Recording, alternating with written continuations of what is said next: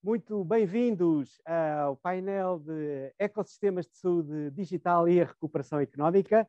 É um prazer estar aqui convosco hoje e comigo acompanha-me neste painel a doutora Lina Maria Guarda, que é a presidente da APPSP, a Associação Portuguesa para a Promoção da Saúde Pública, e é igualmente a coordenadora da Unidade de Saúde Pública no ACES Arco Ribeirinho, na ARS de Lisboa e Val do Tejo. Está também aqui comigo a doutora Cristina Vaz de Almeida, que é a diretora de pós-graduação de Literacia em Saúde do ISPA e uma pessoa com ampla experiência em saúde, em particular no setor social, na Santa Casa Misericórdia de Lisboa. Tenho também aqui comigo no estúdio o doutor Tomás Pessoa Costa, que é o CEO e fundador da Dioscope, que também nos irá falar em breve desta sua atividade empresarial. E, finalmente, para dar a visão dos ecossistemas de empreendedorismo e inovação, tenho aqui um trio composto pelo Dr. Carlos Lopes, que é o diretor da Startup Madeira. É um prazer tê-lo aqui em direto do Funchal. Está também o Dr. Pedro Roseiro, que é o vogal executivo do Conselho de Administração do TICE, o Cluster Nacional das TICE.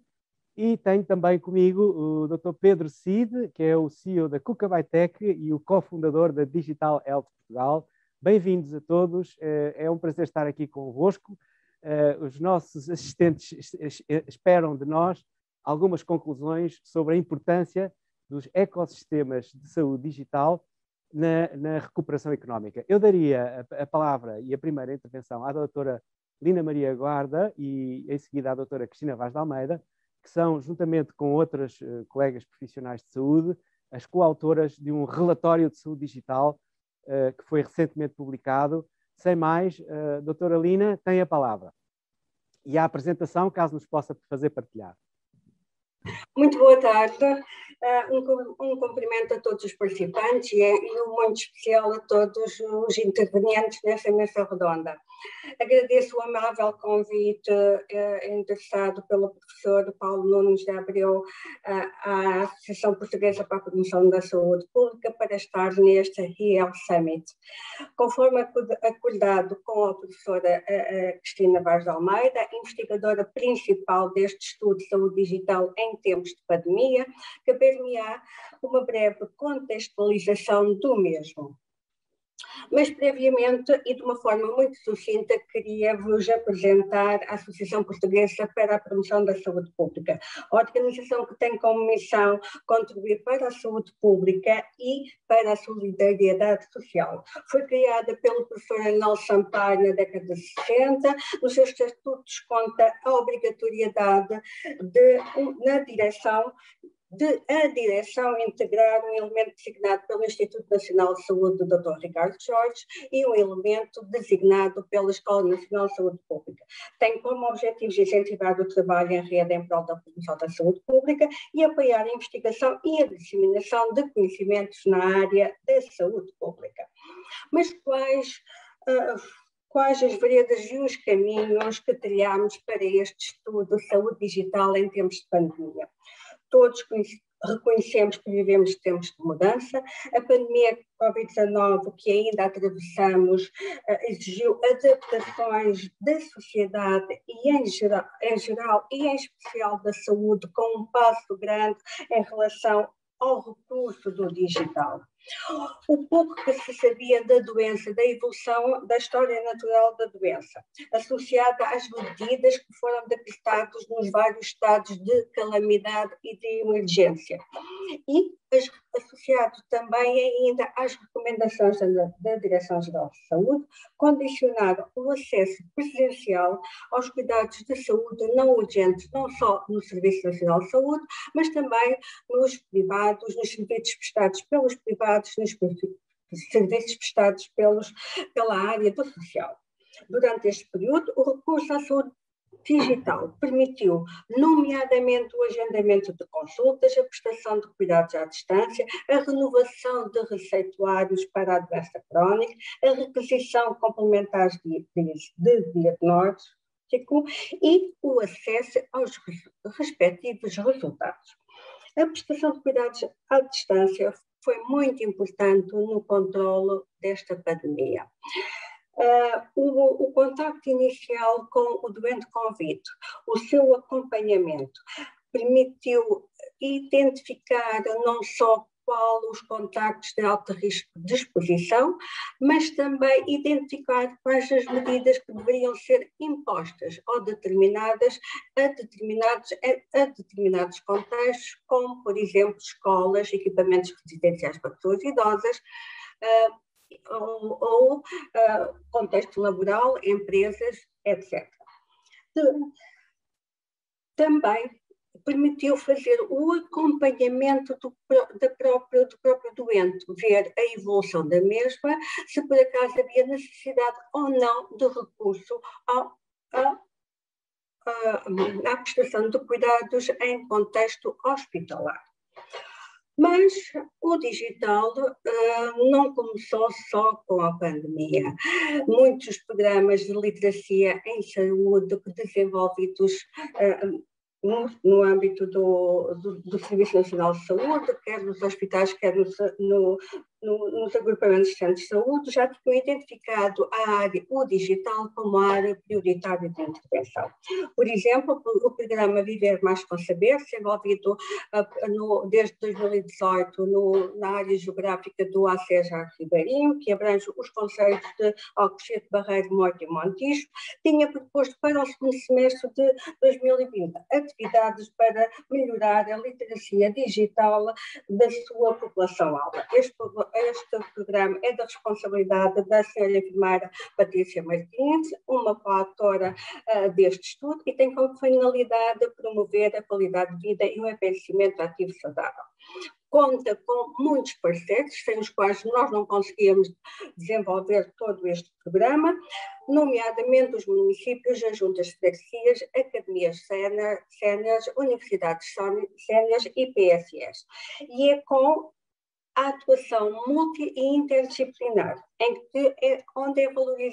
onde são valorizadas as sinergias e que, permitindo uma abordagem transversal e intersectorial, que conseguimos atingir os resultados que foram alcançados até março de 2020, altura em que interrompemos as nossas atividades.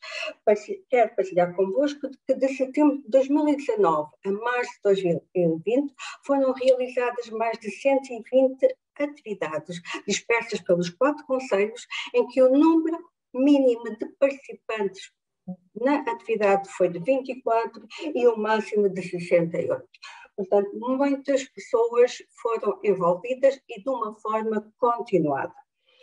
Mas quando falamos em saúde digital, muitos são os intervenientes que, com a sua complementaridade de saberes, contribuem para a transição na prestação de cuidados do presencial para o digital. Não podemos esquecer que é necessário esta complementariedade e esta cooperação interdisciplinar e multidisciplinar aos diferentes níveis, sempre adaptada às necessidades das pessoas, para que a equidade em saúde seja alcançada e não se crie mais desigualdade em saúde. Porém, o digital requer mais do que a capacidade de usar um aplicativo ou de operar um dispositivo, inclui uma variedade de aptidões, capacidades cognitivas, motoras, sociais e emocionais que os usuários precisam de dominar para efetivamente conseguirem utilizar da melhor forma possível e tirar o melhor proveito possível do equipamento. Há uma mensagem que aqui eu quero deixar, que é que a saúde digital, só existe saúde digital se houver um grande investimento nas pessoas. E aqui, quando estamos a falar das pessoas, é um grande investimento na literacia digital dos utentes. Na comunicação em saúde, muitas pessoas estão envolvidas, nomeadamente e mais concretamente o profissional de saúde. E este tem de ter e de desenvolver estratégias para que a sua comunicação chegue de uma forma mais efetiva à pessoa que tem em frente, do outro lado do ecrã, do outro lado da linha do telefone. A comunicação tem que ser ajustada à idade, ao género, aos problemas de saúde e às suas competências emocionais e cognitivas. Assistimos, neste último ano, a um esforço enorme dos profissionais de saúde, numa adaptação contínua na escolha de qual o meio mais adequado para aquele utente ou para aquela pessoa que está doente e que está no outro lado, no seu domicílio ou numa estrutura de acolhimento. A utilização, houve treino nas ferramentas que podemos utilizar para comunicar. Houve formação interna nas diferentes unidades para que a comunicação utilize uma linguagem mais assertiva, positiva e clara. Também foram utilizadas outras técnicas de comunicação, a saber, o repetir várias vezes a mensagem que queríamos que fosse apreendida pela pessoa que estava do outro lado, o segmentar a informação, o usar imagens para que a mensagem fosse melhor percepcionada e o incentivar também com perguntas por parte do utente que está no outro lado. Muitos estudos são unânimes em considerar que a vigilância da doença crónica através de teleconsulta ou de outro meio digital tem muitos benefícios. Reforçam a relação entre o profissional de saúde e o doente e as suas famílias, aumentam o bem-estar, a proximidade e a confiança do doente, permitem melhorar o controle da doença. O aumento do número de vigilâncias que com a introdução do digital é permitido, permite identificar atempadamente muitas intercorrências ou a necessidade de ajustes terapêuticos ou a introdução de nova terapêutica. Convém referir que tradicionalmente os doentes com uma doença crónica têm em média 1 a 2 consultas por ano. E com a introdução de uma saúde digital, de um meio digital, o número de interligações com o profissional de saúde pode aumentar para 3, 4 vezes mais. Não temos qualquer dúvida que o acesso ao digital tem benefícios óbvios a curto e a longo prazo. Quando pensamos os efeitos da pandemia, deste período que decorreu desde março do ano passado até agora, todos nós sentimos em algum momento momentos de solidão e de isolamento. Gostava só de deixar aqui mais uma mensagem que não é só os momentos que nós passamos de isolamento e de solidão. Possivelmente os efeitos psicológicos em relação ao futuro têm de ser salvaguardados. O medo, o receio, o medo, a fobia de estar em espaços com mais pessoas, o ritual que se pode tornar uma doença da higienização repetida das mãos, pode levar a comportamentos que têm de ser salvaguardados e que tem de haver uma intervenção. Mas o digital pode contribuir para que estes momentos de solidão o sentimento de solidão e estes momentos de isolamento possam ser mais minorizados, fazendo com que a presença faça a diferença. Foram estas algumas das veredas e alguns dos caminhos que trilhámos para este estudo da saúde digital em tempos de pandemia. O meu muito obrigado e até breve. Sem mais, eu passava aqui a palavra à doutora Cristina Vaz de Almeida, que talvez possa complementar este último slide. Vou passar então a minha apresentação. Força, força. E se quiser agora tentar comentar este aspecto do apoio psicológico, uma vez que o estudo é conjunto? Sim, o estudo vai mostrar que, de facto, a presença social e a presença é essencial, e a conexão social é essencial. E isto vem ao encontro do saúde digital em tempos de pandemia. Eu, se me permitem,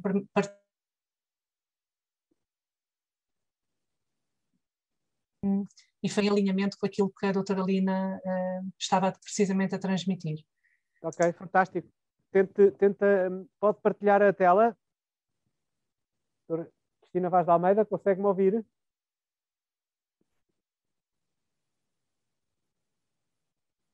Bom, neste interregno em que caem as chamadas, talvez aqui precisávamos passar a palavra de imediato aqui ao Dr. Tomás Pessoa Costa para falar para algum comentário imediato a este estudo e como é que depois faz a ponte aqui para a Dioscope. Se calhar era...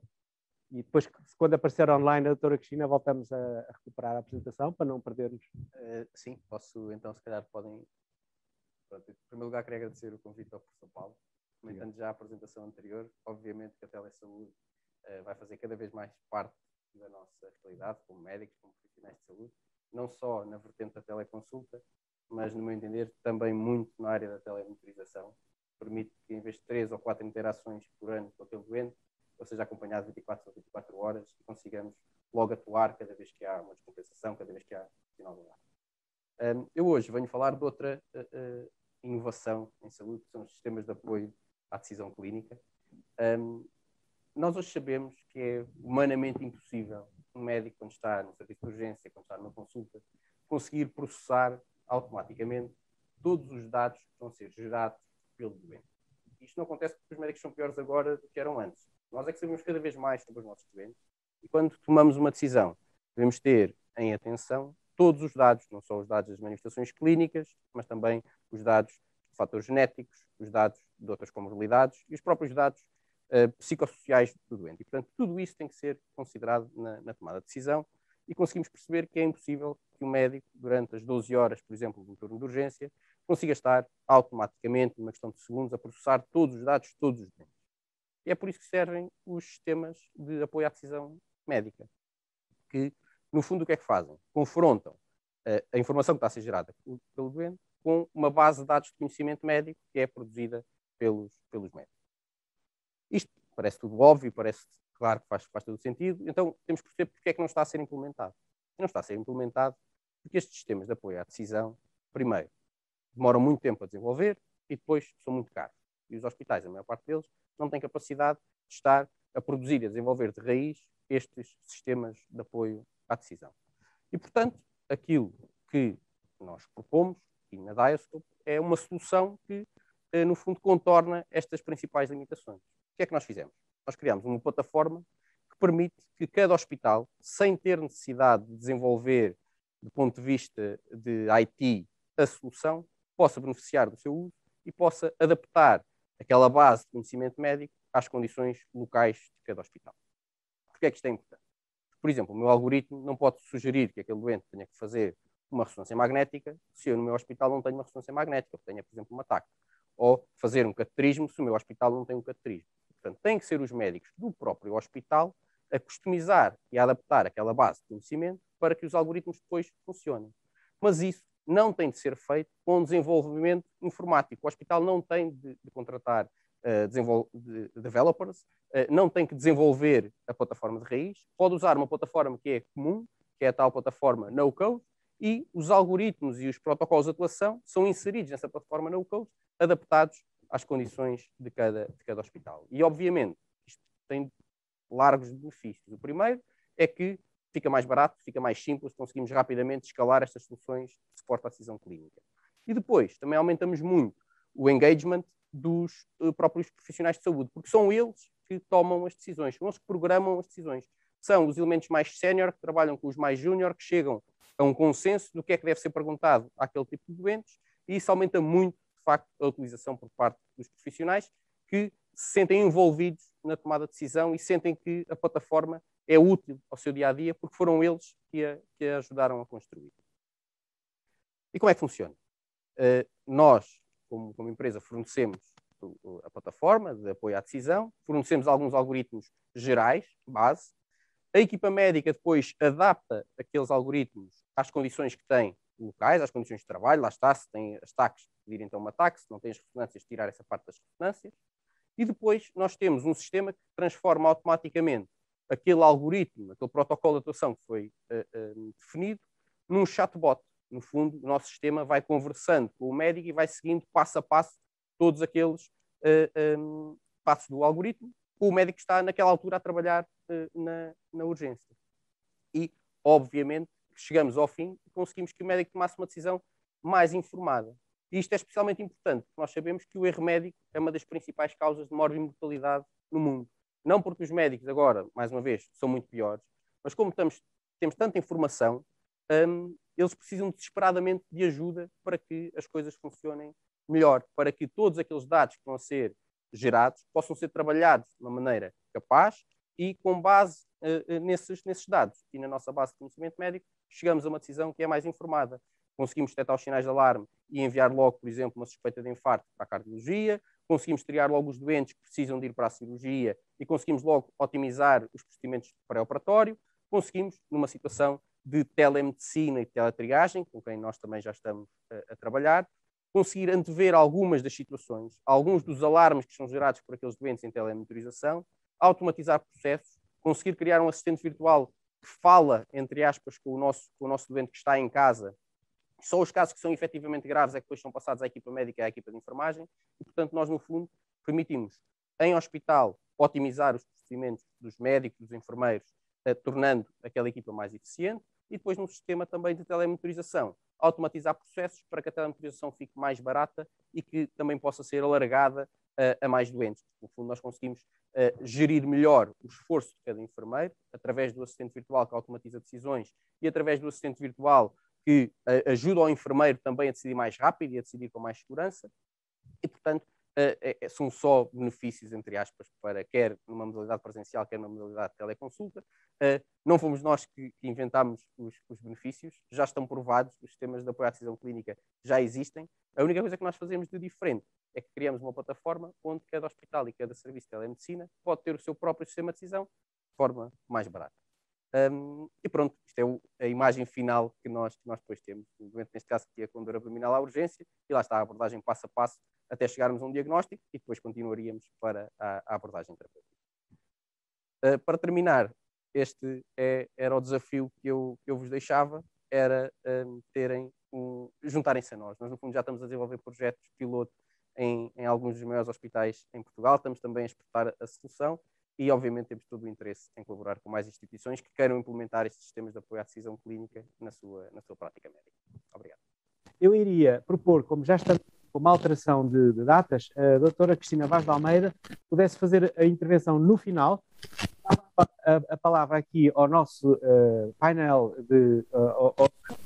digamos assim, dentro deste painel de saúde digital, aqui ao nosso painel das comunidades de inovação e de empreendedorismo, e connosco o Dr. Carlos, diretor executivo da Startup Madeira, e digamos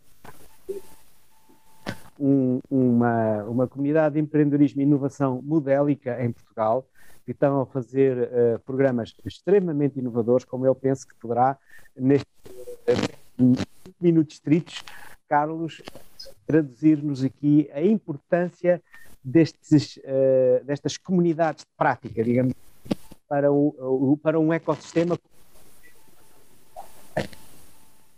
Bem, antes de mais agradeço este convite e esta oportunidade de partilhar o que a Startup Madeira está a desenvolver. Acima de tudo, apresentar o que é a Startup Madeira, mas também falar um pouco da importância destas comunidades. A verdade é que o empreendedorismo, a inovação acontecem quando nós detectamos oportunidades de negócio, mas também que existem pessoas capazes de desenvolver novos modelos de negócio e novas atividades. Eu vou passar aqui só uma pequena apresentação, partilhando aqui a tela. Digamos que gostava de focar no que é o que nós estamos a fazer, o que o que é que os empreendedores na Madeira podem aproveitar. Na verdade, a Startup Madeira existe há cerca de 24 anos, ou seja, tivemos a acompanhar a grande evolução da tecnologia, acima de tudo porque estamos numa região ultraperiférica, é normal que seja na área de digital, nos serviços, temos acompanhado o maior número de projetos nas nossas incubadoras, e a nossa ligação à Universidade da Madeira e ao ecossistema empreendedor permitem que estejamos atentos na evolução. Queria-vos dizer, e a verdade é que a saúde é uma área extremamente importante, as oportunidades, como já vimos aqui, são enormes, são importantes, quer seja para a população em geral, mas também o apoio à decisão, à gestão das unidades hospitalares, a interação entre as várias comunidades e todos os participantes, e tudo isto permite criar novas oportunidades de negócio. É aí que nós entramos criando projetos que permitem a novos empreendedores desenvolverem ideias. E acreditamos que muitas ideias que já foram desenvolvidas para outros sectores, por exemplo, até na área hoteleira, podem ser muitas vezes transpostos para outras áreas. A gestão dos edifícios, a gestão dos espaços, mas também o apoio à decisão, são fundamentais para qualquer área de negócio. E a saúde não é exceção. De uma forma geral, a Startup Madeira desenvolve vários projetos. Eu vou passar aqui alguns projetos que nós temos vindo a acompanhar. Nós fazemos muitas vezes alguns projetos para atrair startups internacionais que vêm desenvolver e aplicar aqui na Madeira as suas ideias. Isto é um dos exemplos, o Madeira Startup Retreat, que temos em parceria com o Turismo Portugal e com a Universidade Nova de Lisboa, SBE, mas tal como isto nós podemos fazer outros projetos. A verdade é que projetos de aceleração que permitem testar em ambiente real algumas soluções são fundamentais para que a inovação aconteça. Estamos a acompanhar a 4ª Revolução Industrial e acreditamos que também no sistema de saúde a Madeira tem potencial futuro, utilizando também a grande aposta que será um novo centro hospitalar da Madeira, ou seja, existe uma grande aposta do Governo Regional em desenvolver e também apoiar estas áreas de inovação também no contexto de saúde. E isto tem vindo a acontecer e acreditamos que será uma realidade. Em relação a outras iniciativas que nós temos, desde muito cedo nós tentamos incentivar os nossos alunos, os nossos estudantes, para que pensem em novas soluções. Inclusive, aparecem-nos algumas soluções na área da saúde dentro de alguns projetos, nos nossos projetos nas escolas, mas também nas universidades. E é isto que nós queremos dotar, ou seja, uma comunidade cada vez mais atenta, uma comunidade mais capaz de pensar em novas soluções em qualquer que seja a área de negócio. Esta é uma imagem dos vencedores do nosso programa de empreendedorismo também no ensino universitário, e que depois tivemos a oportunidade de visitar algumas incubadoras, algumas empresas nacionais, também internacionais, de maneira que seja possível fazer pontes. Este é o nosso propósito, é fazer pontes entre entidades e perceber que a inovação pode ser feita, principalmente na área digital, pode ser feita em qualquer local, e a Madeira é um excelente local para fazer e testar estas soluções. Outra das iniciativas que nós temos vindo a acompanhar, e isto é interessante, é perceber que também na saúde isto também poderá acontecer. Existe uma quantidade de trabalhadores remotos que estão a crescer em todo o mundo, e nós utilizamos esta altura do Covid, gostava de aproveitar para partilhar isto convosco, porque foi devido a esta nova realidade que foi possível criar uma comunidade dedicada aos digital nomads. Ou seja, nós aqui na Madeira temos tido a oportunidade, porque a Madeira é um local seguro, porque a Madeira tem trabalhado muito na questão, desde a entrada no aeroporto, a testagem e o acompanhamento de todas as entradas aqui na ilha, faz com que a Madeira conseguir se posicionar como um local seguro, e a saúde é cada vez algo que também para o turista, para o viajante, para quem nos visita, é um elemento diferenciador. Ou seja, com uma atividade relacionada com a atração de nómadas digitais, nós conseguimos colocar a Madeira no mundo também pela sua segurança e pelos cuidados de saúde que a Madeira teve ao longo desta pandemia. Estes são alguns exemplos da importância das comunidades, a importância da interação, e também nós aqui na Madeira sentimos a necessidade de deixar a Madeira como um ambiente propício à inovação, atraindo também empresas de todo o mundo que queiram desenvolver projetos na Europa a partir da Madeira. Também somos parceiros do Startup Visa, que pretende e tem essa intenção. Acima de tudo, estamos a falar de pessoas, estamos a falar de ecossistemas e estamos a falar de uma grande intervenção que pode haver juntando peças. A Startup Madeira é uma equipa bastante pequena, mas acreditamos juntando e partilhando opções com os empreendedores, com os investigadores, com o ecossistema, com as entidades governamentais, mas também as entidades privadas, junto conseguimos criar e fazer acontecer. E é isso que nós quisemos partilhar aqui de uma forma muito breve, e obrigado pelo convite. Deixo de partilhar a câmara, mas podem ficar com aqui alguns a nossa presença web, acompanhem o desenvolvimento de todas as nossas ações. Muito obrigado. Muito obrigada, Carlos, e muito modesta na apresentação, porque o projeto Digital Nómadas da Madeira conseguiu atrair quantos? 6 mil? Quantos foram os nómadas? 7 mil pessoas que estão a se inscrever aqui para a Madeira, para vir trabalhar 12 a 3 meses. E estamos a falar de pessoas de mais de 90 países, ou seja, nós conseguimos atrair 1/3 destas pessoas são dos Estados Unidos, 1/4 destas pessoas são dos Estados Unidos e do Canadá. Acreditamos que eles ainda não podem ser, ou estão a começar a ser dos Estados Unidos para vir para a Europa.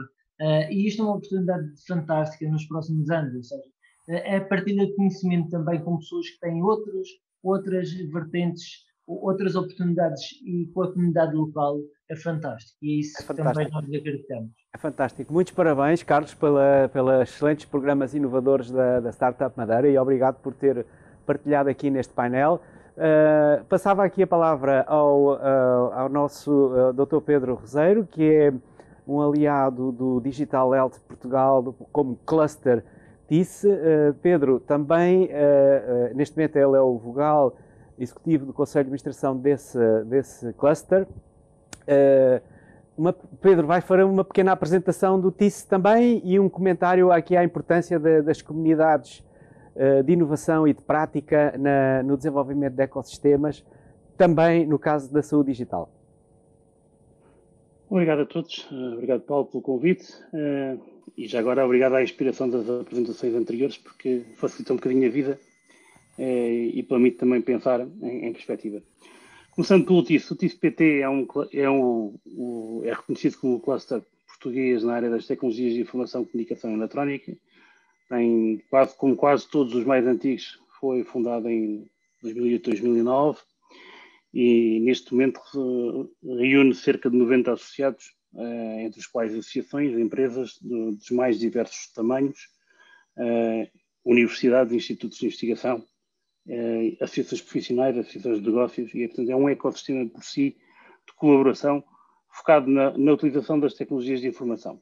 Desde o início, que um dos eixos verticais que identificámos como estratégico foi a área da saúde e do bem-estar, utilizando tecnologias de informação, e logo na primeira ronda dos projetos mobilizadores no âmbito do CREN, promovemos ou acompanhamos um projeto mobilizador que se focou na questão da saúde fora do meio hospitalar, fora daquilo que são a abordagem típica da saúde. Hoje em dia temos também um projeto mobilizador em curso que se foca naquilo que são os ambientes para ativos, saudáveis e seguros, e tem muito a ver com a relação das pessoas com os ambientes construídos, com o mobiliário, com as casas, com todo esse espaço, de forma, é um projeto onde estão parceiros do lado da saúde, como por exemplo a Kentra ou a Glint, mas também estão parceiros, por exemplo, como a Sonai ou o IKEA, que trabalham a área do mobiliário, e onde se pretende, só para falar de alguns mais conhecidos, onde se pretende ter capacidade nos ambientes para monitorizar e agir naquilo que é quer a saúde, quer a segurança e a atividade de bem-estar das pessoas. Isto porque, a meu ver, a saúde também se previne. Nós falámos de consultas à distância, obviamente também são de prevenção, falámos de monitorização, o Tomás falou daquilo que são chamados sistemas periciais, mas os desafios na área das tecnologias de informação na saúde digital, vão muito para além disso. E, aliás, eu gostaria só de colocar uma questão, quer dizer, quase retórica. O que é que seria? Será que hoje teríamos vacinas no tempo que tivemos se não existisse a capacidade de processamento das tecnologias de informação que existe hoje? Será que conseguíamos trabalhar cada vez mais em medicina personalizada se não conseguíssemos processar, por exemplo, o genoma humano ou o genoma de outros genomas que estão a influenciar isso? Aquilo que hoje é o digital na saúde passa por muito mais do que... Nós falamos das consultas e da telemonitorização, não são commodities, infelizmente não estavam tão disseminadas como hoje, mas a verdade são a parte menos aliciante do desafio. Tudo o que tem a ver com a utilização da inteligência artificial no suporte à decisão clínica, na identificação de situações de risco em estados mais anteriores, mais precoces, para poder ser mais fácil de recuperar a saúde. Tudo o que tem a ver com a questão dos desafios que estão entre a privacidade, a vontade de aceder à informação e a rastreabilidade de tudo isto, onde, por exemplo, entra o blockchain, aquilo que é a telemedicina, não apenas para monitorizar, mas para intervir, as intervenções robotizadas que já temos, por exemplo, na área cirúrgica, que podem, com o 5G, muito bem ser feitas à distância, onde não existem profissionais qualificados, são desafios, são alguns dos desafios que temos pela frente e que nem o ecossistema do TICPT pretende resolver sozinho, mas também é uma ponta do iceberg para a colaboração de diversos atores. E aqui, pegando um pouco naquilo que um dos meus colegas falou anteriormente, cada vez mais é necessário co-criar soluções, fazer envolver as pessoas, penso que foi a doutora Lina, fazê-las ter mais pertença sobre essas soluções, mas também tratar a sua usabilidade para que elas sejam aceites. Não basta desenvolver, é preciso preocupar se aquilo que estamos a desenvolver está a chegar às pessoas e está a ser usado. Caso contrário, não estamos a criar valor. E este também é uma das preocupações que tenho recentemente. Tem muito a ver com a alteração que houve ao próprio quadro regulamentar dos dispositivos médicos, em que quase tudo o que não é sujeito à certificação, não vou dizer tudo, mas passou a ser obrigatória a certificação por organismos notificados para que entrem no mercado. Por exemplo, coisas como sistemas periciais, hoje qualquer software é entendido como um equipamento ativo e, se tiver intervenção no processo de diagnóstico, clara, tem que ser sujeito a uma certificação. É um passo que muitas vezes é ignorado, mas para onde, mais uma vez, um ecossistema de várias entidades que sejam capazes de fazer avaliações clínicas dos resultados, o sucesso, a eficácia, a segurança e pré-clínicas, mais uma vez a segurança elétrica, a compatibilidade eletromagnética, a biocompatibilidade, a estabilização, a embalagem, uma série de outras áreas têm que juntar para que possamos ter verdadeiramente a capacidade de criar saúde digital. Um dos desafios que temos, e eu acho que como país, é neste processo de reindustrialização da nossa economia e de transição digital, olhar para algumas indústrias até mais tradicionais e fazê-las perceber que têm um lugar nesta área dos dispositivos médicos, como se viu, por exemplo, com os têxteis, mas podemos falar dos moldes, dos plásticos e de outros domínios onde nunca pensaríamos. Portanto, este papel de evolução e de adaptação e de transformação deste tecido empresarial precisa de apoio nestes ecossistemas, porque simplesmente a necessidade de uma maior especialização nas empresas é grande, e aí acontecem muitas spin-offs e startups com conhecimentos muito pontuais, mas depois é necessário juntar este conhecimento. Juntar algum deste conhecimento que está nas entidades de ensino superior, nos diversos institutos de interface que temos no país, nas diversas áreas, e que, se não estiver agregado, não consegue produzir resultados que criem efetivamente o tal valor. E depois temos uma outra área onde nós também estamos a trabalhar, que tem a ver com uma lógica de os produtos têm que nascer globais e, portanto, para nascerem globais têm que ser testados em diferentes ambientes, em diferentes culturas, com inclusivamente enquadramentos profissionais diferentes. Basta em Portugal, Espanha e França, e áreas como, por exemplo, a medicina de reabilitação, existem profissões diferentes e papéis diferentes, regulamentação diferente. A normalização de alguns dos serviços é fundamental também para podermos atrair entidades como, por exemplo, os financiadores públicos dos sistemas de saúde e de cuidado para estas abordagens digitais como formas de aumentar a qualidade de vida num primeiro ponto, mas também, em muitos casos, de reduzir os custos que o próprio sistema tem, se tivermos a criação de alguns padrões que garantam a redução da dependência de fornecedores, a interoperabilidade dos dados, controles de qualidade eficientes, que assegurem também estes tomadores, muitas vezes públicos, mas também podem ser privados, como seguradoras, terem a certeza que estão a investir em soluções que efetivamente vão trazer o valor que se esperam. Este ambiente é um ambiente desafiante e eu acho que não há nenhuma empresa num país pequeno como o nosso que seja capaz de o fazer sozinho, sem acesso a diferentes tipos de recursos, incluindo um recurso chamado capital. E este recurso de capital é escasso e nós sabemos que é assim, e só o conseguimos se conseguirmos fazer, de facto, diferente dos outros, melhor que os outros e cada vez mais cedo do que os outros. E isto exige uma colaboração, uma sinergia entre as diferentes partes do que é a saúde digital, que precisa de acontecer com os vários players, nos vários domínios onde temos que envolver.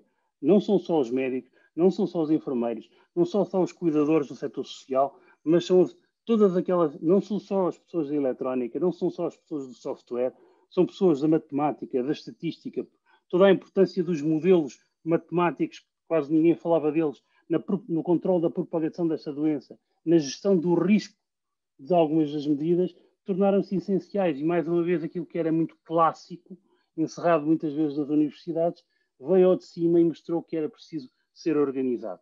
E falamos, obviamente, daquilo que é a indústria clássica nacional, onde há imenso espaço para inovar e para produzir novos produtos, e, obviamente, produtos que têm uma percepção de valor no mercado muito maior e exigem recursos mais qualificados e que acabarão por criar riqueza em Portugal. E uma riqueza que, por força da deslocalização que temos hoje no trabalho, não tem que acontecer necessariamente em Lisboa ou no Porto, pode acontecer na Madeira, pode acontecer no Fundão, na Covilhã, em Bragança, em Vila Real, no Algarve ou em pleno Alentejo. Nós podemos estar a trabalhar para o mundo e acho que o desafio de hoje, todos nós que estão a trabalhar no digital, é cada vez mais trabalhar para um universo global e por isso também, e eu volto a focar na questão regulatória, muitas das questões regulatórias foram endereçadas pelas Nações Unidas de forma a serem harmonizadas entre os principais blocos económicos e possibilitarem que desenvolvimentos de ponta feitos no espaço europeu rapidamente possam ser certificados pelos Estados Unidos e vice-versa. Isto é uma ameaça, mas também é uma imensa oportunidade para fazermos melhor à escala global.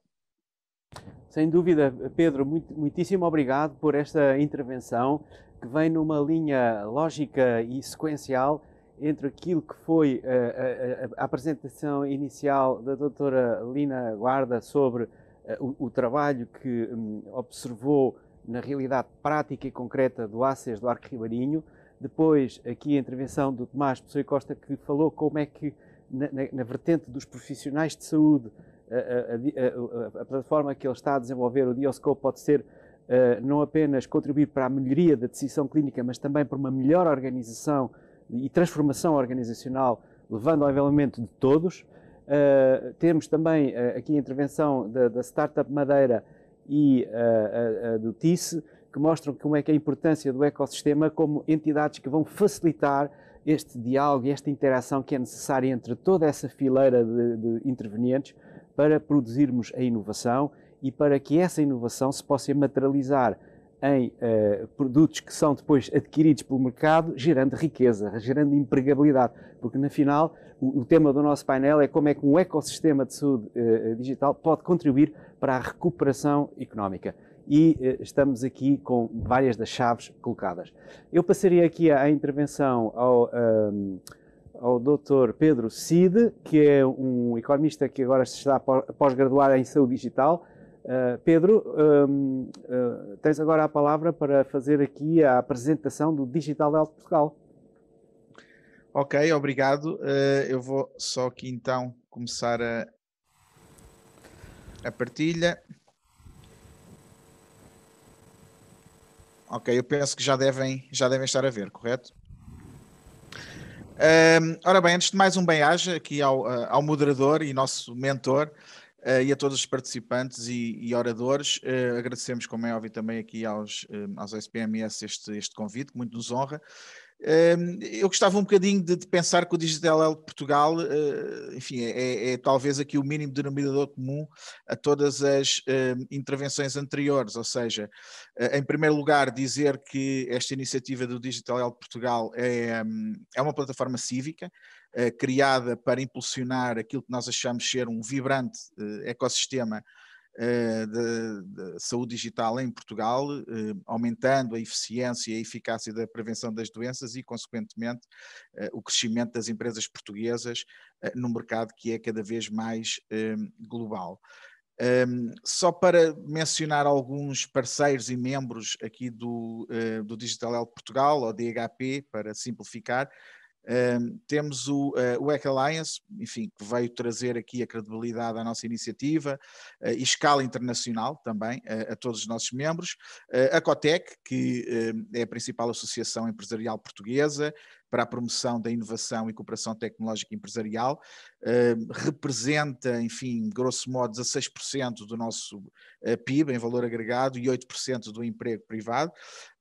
Depois também muito nos honra o TIS, o Cluster Nacional Português das TIC, ou das TIS, a Portugal Ventures, por exemplo, uma entidade de investimento que assumiu um papel decisivo no financiamento e crescimento do ecossistema empresarial nacional, investindo cerca de 146 milhões de euros em 130 novas empresas. E depois membros como a Glint, uma empresa de referência na Península Ibérica em consultoria de serviços tecnológicos, com mais de 20 anos de experiência e com soluções utilizadas em mais de 250 hospitais, 500 clínicas e 14 mil farmácias, não só em Portugal, como também em Espanha, no Brasil e em Angola. Eu gostaria que vocês observassem aqui um bocado estas caras confiantes e sorridentes. Isto são alguns dos membros do Digital Health Portugal e sabem o que é que eles estão a fazer neste momento? Provavelmente estão a moldar o cenário da saúde digital do futuro.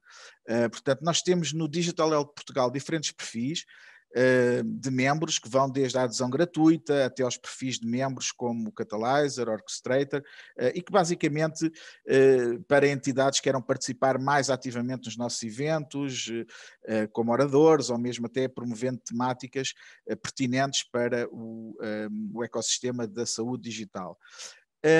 Os principais objetivos do DHP têm a ver com a geração de conhecimento entre a política, a tecnologia e inovação, ajudar os decisores políticos a tomarem decisões informadas, discutir e partilhar ideias através de momentos interativos e também, e aqui um bocadinho indo ao encontro das palavras do Pedro Zera, portanto, promover também a internacionalização e o financiamento das empresas portuguesas no setor da saúde digital.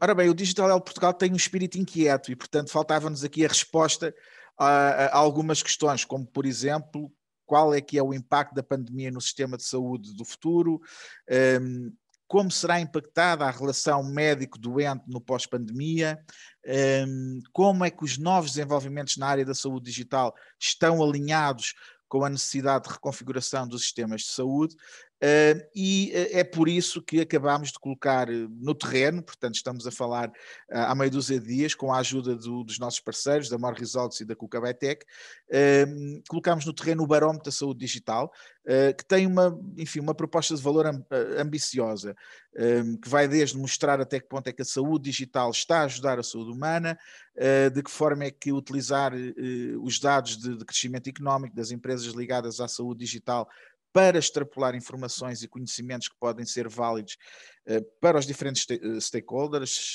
governo, investidores, fornecedores de saúde, investigadores, pacientes, identificar e medir o grau de sucesso e as oportunidades dos diferentes agentes no ecossistema, identificar e medir as dificuldades e restrições dos stakeholders do ecossistema e ainda ter aqui uma espécie de visão de topo do ecossistema e dar essa informação a partes externas, nomeadamente a investidores. Ora bem, ser português é sinónimo de ser curioso, de descobrir e construir pontes entre geografias e comunidades, e assim, aproveitando um pouco também a atração da presidência portuguesa da União Europeia, o DHP realizará uma cimeira em outubro deste ano, na cidade do Porto, onde queremos, digamos que, atualizar o espírito dos nossos descobridores do passado, que tornaram conhecidas partes do mundo e foram facilitadores na comunicação entre os diferentes povos e culturas. Portanto, neste evento vamos aproximar o ecossistema europeu de outros ecossistemas com os quais Portugal tem uma relação privilegiada, como a Índia, o Brasil e os países africanos de língua oficial portuguesa. Podem encontrar-nos no LinkedIn, no YouTube, no Facebook, enfim, googlando por Digital Health Portugal. Basicamente aqui a mensagem que nós gostaríamos de passar, e portanto, para não tentar aqui monopolizar o tempo, é que realmente o Digital Health Portugal veio para facilitar a comunicação entre diferentes entidades, sejam elas os decisores políticos, sejam elas agentes que todos os dias dão o seu melhor para responder àquilo que são, enfim, os desafios que hoje nos aparecem, às vezes de uma forma cruel. Vamos sentindo, especialmente aqui do ecossistema nacional, uma nova geração de gente muito focada em resolver problemas concretos, que já pensa global, que não tem medo de errar, que não tem preconceitos em solicitar ajuda, recorrer a fundos europeus, e portanto já sentimos esse pulsar do ecossistema da saúde digital em Portugal, e portanto aqui as últimas palavras era realmente um voto e uma injeção de confiança, de pensamento positivo e de realmente muita vontade em querer ajudar todos os stakeholders que fazem parte deste ecossistema da saúde digital. Obrigado mais uma vez pelo vosso convite. Muito obrigado, Pedro, e pela sintética apresentação e desta grande palavras de otimismo e de positividade que trazes aqui. Sem dúvida, eu vejo aqui o Tomás sorridente já, a sair com um boost de motivação para o excelente trabalho que está a fazer na Dioscope, e não apenas o Tomás, como todos os membros e participantes no ecossistema da saúde digital em Portugal, do qual o DHP quer ser uma força facilitadora. Eu dava agora a intervenção final porque não foi possível fazê-lo antes pelas razões técnicas aqui à professora Cristina Vaz de Almeida, que nos vai tentar fazer aqui a síntese final com o excelente relatório sobre a saúde digital em tempos de pandemia, naquela que foi a sua vertente científica. Vou partilhar agora. Muito bem, muito obrigada. Vou já então passar a partilhar e fazer a síntese daquilo que foram as apresentações extremamente interessantes e que vêm concluir um pouco também o que este estudo de saúde digital em tempos de pandemia também revela. Muito bem. Queria, em primeiro lugar, o agradecimento ao professor Paulo Nunes de Abreu pelo convite, à doutora Lina Guarda, Presidente da Associação Portuguesa para a Promoção da Saúde Pública, e também à enfermeira Patrícia Martins, que é membro da direção da APPSP, coautoras deste estudo. O título do estudo revela um pouco o resultado do estudo, que é encontrar o sentido de espaço, comunicação e proximidade da saúde face a face, respeitando as diferenças. Nós sabemos que a importância da relação digital é a importância que integra a pessoa. Ora, a pessoa é através das percepções dos órgãos sensoriais, olhos, ouvidos, paladar, tato, que o mundo exterior, inclusivamente os meios relacionados com a saúde digital, com as tarefas, com as instruções, com as equipas, entra na mente humana e se transforma em representações mentais e simbólicas. E são essas representações mentais e simbólicas, através de trabalho em que se baseia na razão, no racional, na emoção e no sentimento, que o indivíduo consegue aceder, compreender e usar melhor as informações vindas do mundo exterior. Para quê? Para tomar decisões acertadas em saúde. O resumo deste estudo foi uma abordagem quantitativa e qualitativa. Fizemos um inquérito por questionário, aplicado no final de 2020. Tivemos 335 respostas válidas, das quais a maioria do género feminino, e o objetivo do questionário foi saber qual a opinião dos respondentes relativamente à situação, à saúde digital, aos meios usados e às emoções, à percepção das emoções geradas. Quisemos também ter uma visão da literacia em saúde quanto à dimensão do acesso, inquirindo às pessoas se elas sabem aceder facilmente às plataformas, à dimensão da compreensão. Questionámos se foi fácil compreender à primeira o que o profissional de saúde lhe diz.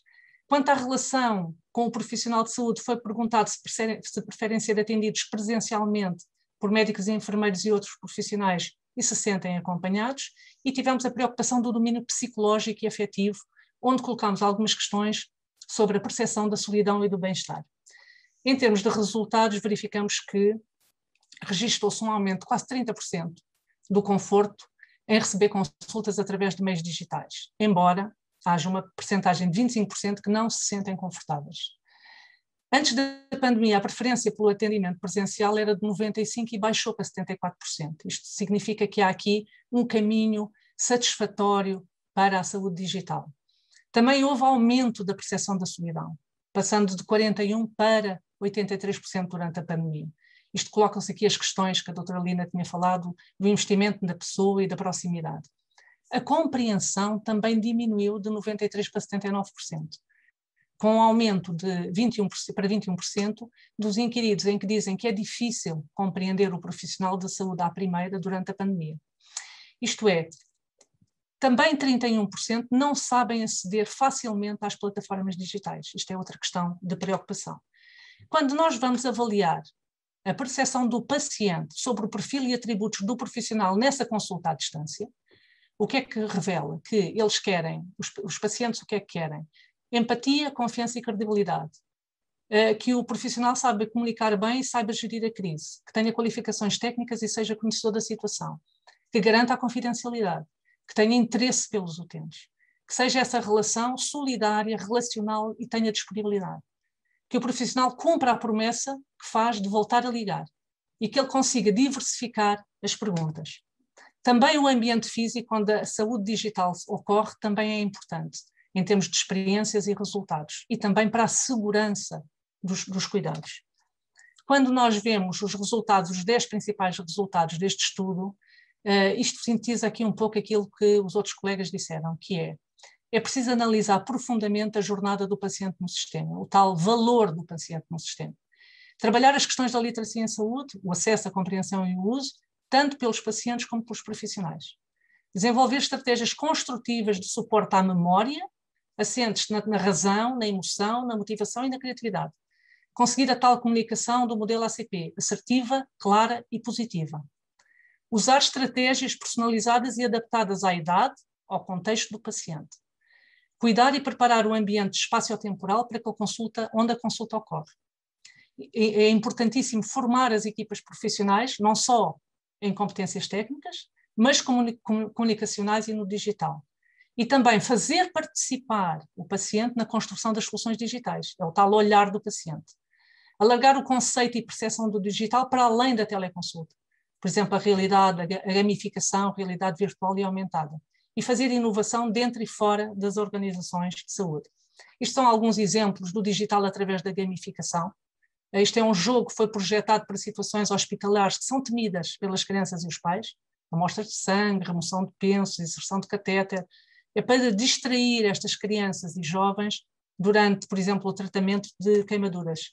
O jogo é feito especificamente para o ambiente hospitalar, foi pensado como um jogo de tiro, a criança atira balões de água, gaivotas que roubam os peixes. E qual é o elemento interessante?